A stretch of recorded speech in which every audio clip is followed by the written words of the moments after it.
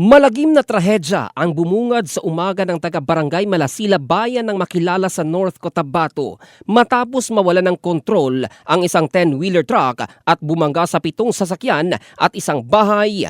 8 katao ang nasawi kabilang ang truck driver at halos isang buong pamilya. Ang truck na may kargang 450 sako ng pataba na minamaneho ng isang Leopoldo Ibanez ay patungo sana sa Kidapawan City nang biglang mawalan ng preno habang binabagtas ang delikadong bahagi ng kalsada.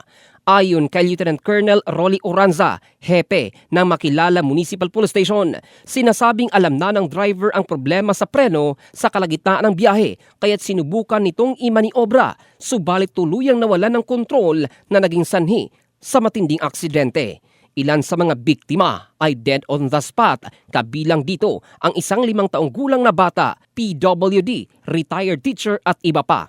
Isa sa mga nakapanlulumo ay sinapit ng pamilyang Pamplona, ang mag-asawang Joel at Christina kasama ang kanilang 5 taong gulang na anak na si Jeremiah ay hindi nakaligtas matapos silang madaganan ng truck. Kakahatid lang ng mag-asawa sa kanilang panganay sa paaralan, ngunit sa halip na makauwi ng ligtas ay disgrasya ang kanilang sinapit.